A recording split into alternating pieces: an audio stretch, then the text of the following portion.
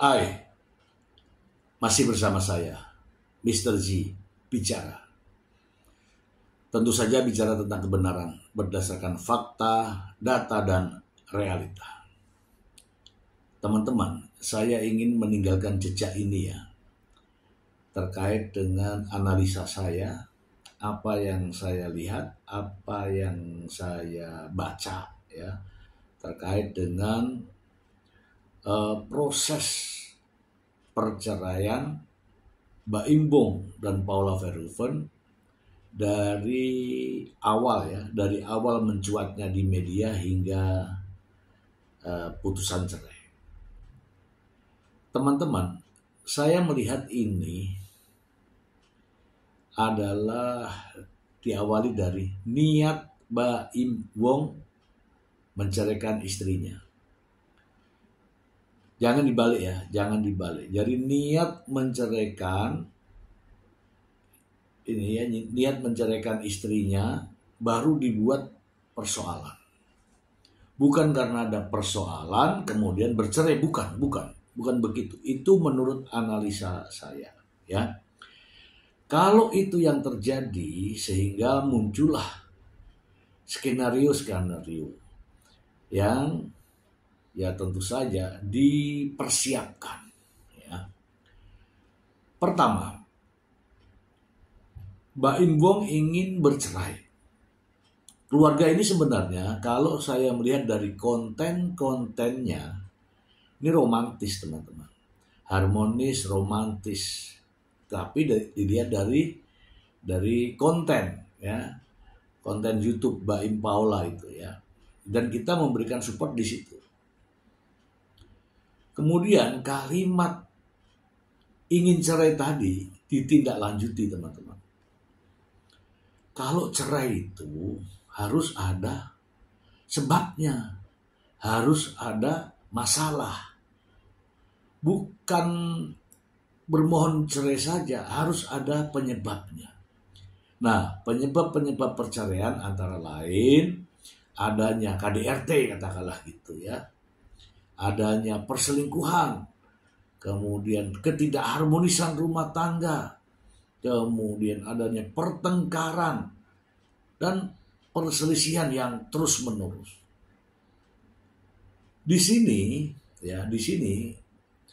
antara beberapa hal tadi, Mbak Im memilih ya adanya perselingkuhan. Itu ceritanya nih. Ini gambaran ya. Nah, perselingkuhan ini ada perzinahan. Perselingkuhan ini harus ada perzinahan. Nah, perzinahan yang dimaksud di sini adalah hubungan antara pria dan wanita yang bukan pasangan yang sah. Tapi, teman-teman, Mbak Im tidak menemukan adanya perzinahan. Mbak Im tidak menemukan adanya perselingkuhan. Kemudian teman-teman, ya kalau saya melihat dari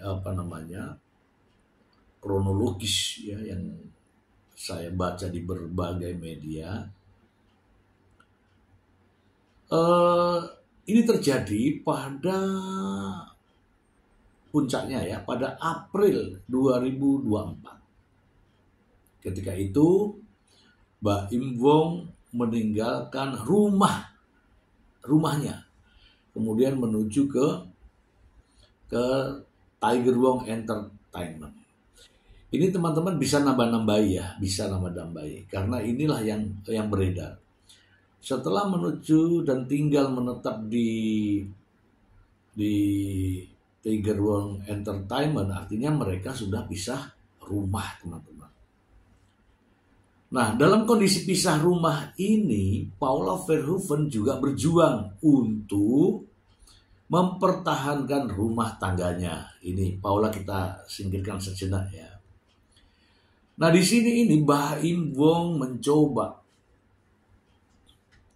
mencari apa yang akan atau apa yang bisa dijadikan bukti. Karena ada beberapa masukan terhadap Mbak Imbong bahwa kalau cerai itu minimal ada bukti.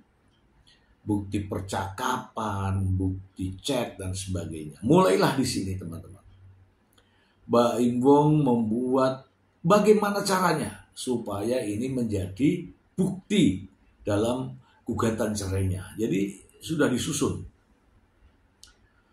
Setelah itu semua ditemukan, ada kemudian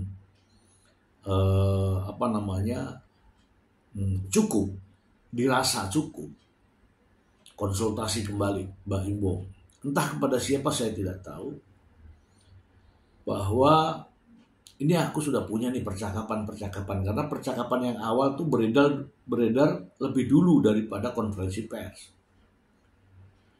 Muncul tiba-tiba konferensi pers, yaitu pada tanggal, kalau nggak salah ya, 7 Oktober 2024. Jadi mulai dari bulan April, kemudian ke Oktober 2024. Dalam konferensi pers tersebut,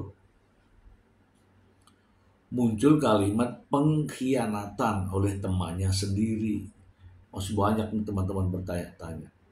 Nah ternyata Nico Surya dijadikan sebagai objeknya.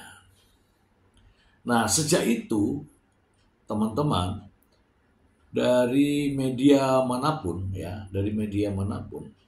mencari keberadaan Nico Surya. Sejak itu juga Nico Surya hilang tanpa jejak.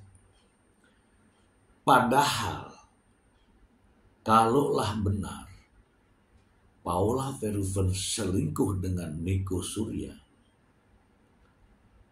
bukti video atau katakanlah foto itu beredar teman-teman, kalau benar. Namun begitu dinyatakan bahwa Nico Surya lah yang dimaksud, hanya satu adegan atau tayangan video yang muncul, yaitu saat di rumah makan. Itulah yang terus dijadikan sebagai minimal bukti. Tidak ada yang lain. Namun Mbak Imbong telah mendapatkan bukti chat, bukti rekaman. Kalau bukti chat, banyak nih teman-teman yang mengatakan bahwa itu menggunakan handphone Nico Surya. Siapa yang menggunakannya, itu yang menjadi perdebatan di media sosial. Kalau saya membacanya, mereka mencurigai ada persekongkolan antara Nico Surya sendiri dengan Mbak Imbong untuk melancarkan skenario ini. Gitu teman-teman ya. Ini benar atau tidak? Nah, silahkan nanti teman tambahi, kemudian bantah dan sebagainya. Bukti chat sudah ada, bukti rekaman sudah ada, maka itu disimpanlah oleh Mbak Imbong. Dalam proses konferensi pers itu belum dijelaskan. Namun nama Nico Surya mencuat. Kebetulan saja Nico Surya sudah tanda kutip lenyap, entah di mana, sampai saat ini tidak ada. Dengan adanya bukti chat, kemudian rekaman, kemudian mungkin ada transaksi uang, saya tidak tahu karena tidak muncul dalam proses persidangan. Inilah yang disajikan oleh pihak Mbak Imbong dalam proses sidang perceraian dengan bukti-bukti yang begitu banyak. Di antaranya adalah rekaman percakapan dan chat. ini semua adalah karya dari Mbak Imbong sendiri. Oke teman-teman, dalam perjalanannya waktu, proses persidangan, sang pengacara tampil di berbagai media yang mengatakan bahwa, ingat ini, seseorang yang menderita penyakit ya jasmani ataupun rohani tidak layak mendapatkan anak. Ini pancingan, ini ditujukan kepada Paula Verhoeven. Nah, terus menerus itu disampaikan, banyak jejak digital. Dan katanya muncul juga dalam proses memori atau dalam pertimbangan hakim terkait keputusannya, yaitu istilah ya huruf H-I toeng. Oke. Serta merta juga Mbak Imbong pergi ke Malaysia. Di Malaysia dia membuat postingan yang menyatakan bahwa dirinya bebas dari NPD. Yang terpenting adalah dia mengatakan bebas dari HIV. Oke ya teman-teman ya. Dari sini nyambung nih. Jadi apa yang disampaikan pengacara dan apa yang disampaikan Mbak Imbong dalam postingannya nyambung teman-teman, ya nyambung. Nah, sidang begitu lama, begitu alot,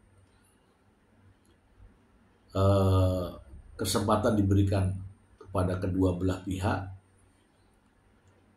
dari Mbak Imbong dan juga dari Paula Verhoeven. Pada akhirnya teman-teman, tanggal 6 April ya. April juga nih, jadi permasalahan di bulan April 2024 kemudian diputuskan pada 6 April ya. Kalau saya lihat datanya itu 6 April 2025. 16 atau 6 gitu ya. Diputuskanlah cerai. Kemudian hakim menyatakan bahwa terbukti adanya orang ketiga dan Paula dinyatakan sebagai istri yang nusus atau istri yang durhaka karena adanya orang ketiga. Nah di sini Paula Verhoeven tidak terima teman-teman. Karena pada dasarnya Paula Verhoeven sudah menyatakan bahwa selama berumah tangga dengan Mbak Imbong, dirinya tidak pernah berselingkuh.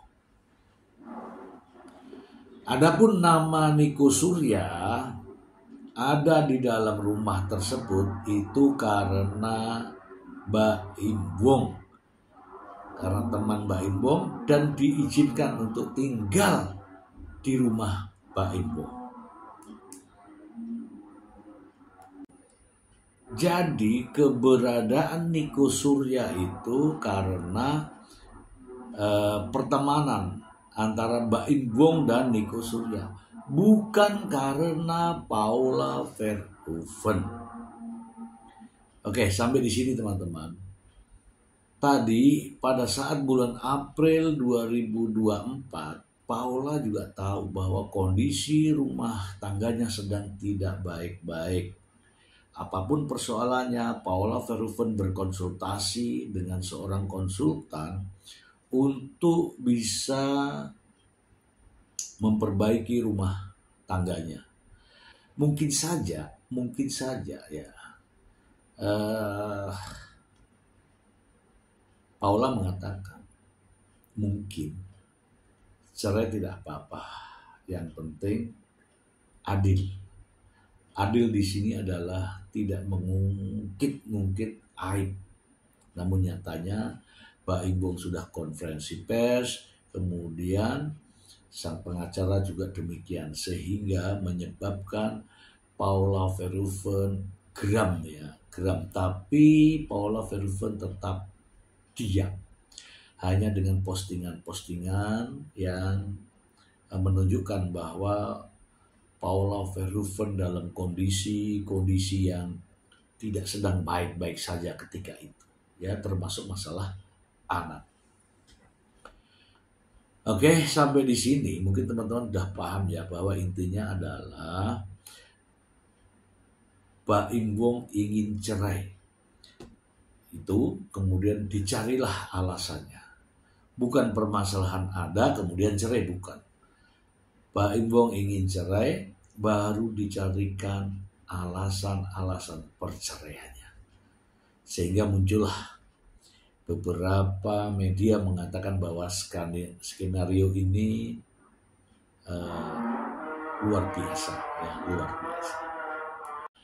Nah, teman-teman, putusan hakim sudah keluar pada sidang pertama, yaitu perceraian dikabulkan. Kemudian hak asuh anak diasuh bersama,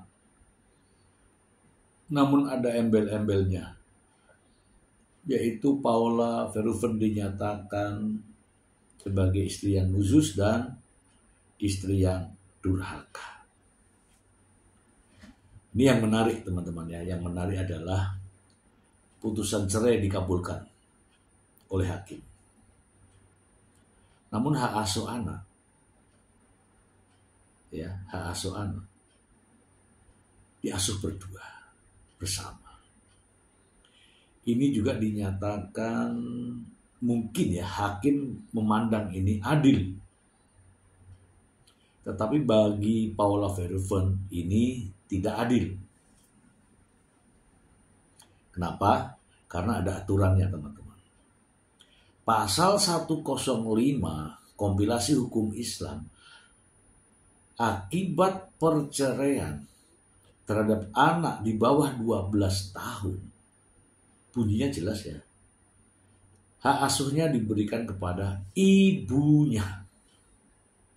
Dan kewajiban ayahnya untuk memberikan nafkah pemeliharaan selama hak asuh diberikan pada ibunya. Namun ternyata hak asuh berdua bersama. 2 minggu di Pak Imbong dan 2 minggu di Paula Verhoeven. Terus kewajiban sang ayah ya memberi nafkah selama 2 minggu itu. Begitu ya kira-kira ya. Mungkin hakim mengatakan bahwa ini adil nih. Tapi bagi Paula ini tidak adil. Oke ya teman-teman ya. Pak Imbong menuntut hak asuh anak, menggugat cerai dan menuntut hak asuh anak. Alasannya adalah perselingkuhan. Perceraiannya dikabulkan, hak asuh anak tidak dikabulkan atau sebagian dikabulkan, dan Paula Verhoeven dinyatakan terbukti adanya pihak ketiga. Nah, inilah juga yang dipertanyakan. Sementara pihak ketiga yang dimaksud adalah Niko Surya. Dan Niko Surya tidak pernah memberikan pernyataan apapun baik di persidangan maupun di luar persidangan. Bahkan keberadaannya pun masih misterius sampai saat ini. Teman-teman, sengaja saya membuat video ini untuk merangkum semua apa yang saya ketahui yang bersumber dari berbagai media. Setelah putusan tersebut, Paula menunjukkan bahwa dirinya tidak terima merasa direndahkan, ya, harkat dan martabatnya, nama baiknya, sehingga melakukan upaya-upaya hukum macam-macam, ya, lapor ke Komisi Yudisial, kemudian ke Bawas, kemudian ke Bawas MA, kemudian ke Komnas Perempuan, kemudian juga banding, teman-teman. Nah, banding inilah yang menarik. Kita kupas satu persatu, teman-teman, ya. Paula Verhoeven dinyatakan sebagai cukup bukti, ya, kalau saya mengatakan demikian, ya, cukup bukti sebagai istri yang nusus, istri yang durhaka karena ada pihak ketiga. Inilah yang mungkin Paula Verhoeven banding, ya, supaya nama baiknya bisa kembali pulih, upaya sebagai seorang wanita, seorang perempuan, seorang ibu, itu sah-sah saja. Namun di saat Paula Verhoeven banding, Baim Wong juga banding. Kalau saya sebutkan tadi, bandingnya Paula itu untuk memperbaiki namanya, untuk memulihkan nama baiknya, harkat dan martabatnya sebagai seorang perempuan. Lantas, apa tujuan atau niat Baim Wong banding? Ya, kalau saya tebak-tebak, ya, analisa dari sini, Baim Wong banding untuk tetap menuntut hak asuh anak 100%, atau mungkin tetap mempertahankan bahwa Paula Verhoeven sebagai istri yang durhaka, atau ada hal-hal lain, atau tidak mau membayar dengan nafkah yang diputuskan oleh pengadilan sebesar 1 miliar, atau ada hal-hal yang lain. Nah, dari sini kita semua, ya, masih menunggu apa yang akan terjadi. Apakah putusan hakim dari pengadilan tingkat pertama, dari Pengadilan Agama Jakarta Selatan, bisa berubah dan berbalik memberikan kemenangan Paula Verhoeven dan memberikan kewajiban kepada Baim Wong untuk memberikan nafkah yang lebih dari itu, atau bahkan bisa saja menetapkan hasil sidang dari Pengadilan Agama Jakarta Selatan masih sama. Masih banyak kemungkinan usaha Paula Verhoeven sebagai seorang wanita, sebagai seorang perempuan, sebagai seorang ibu rumah tangga, patut kita berikan support, teman-teman. Mengapa? Karena ini menyangkut nama baik, harkat dan martabat dirinya, ya, sebagai seorang, ya, yang melihat dari persoalan ini begitu banyak intrik dari perjalanan proses perceraian ini. Baim Wong yang sang sutradara begitu banyak tahu tentang bagaimana cara membuat skenario ini, sehingga hakim memutuskan seperti yang diharapkan oleh Baim Wong. Sementara Paula yang tidak menyadari direkam, kemudian tidak menyadari bahwa chatnya terpantau, entah chat itu benar atau tidak, kini menjadi seseorang yang dalam kondisi jatuh secara mental. Mengapa? Karena putusan hakim yang sudah saya bacakan di depan. Sekali lagi teman-teman, saya sengaja membuat analisa ini sesuai dengan apa yang saya ketahui, apa yang saya lihat, apa yang saya catat dalam mengamati masalah ini. Ya, ini catatannya. Ini rangkumannya. Semuanya ada dasarnya, dan tentu saja kalau ada yang kurang, ya karena saya sebagai seorang manusia, tentu saja ada kekurangan-kekurangan. Silakan teman-teman tambahi dalam kolom komentar. Semoga bermanfaat. Terima kasih. Bye.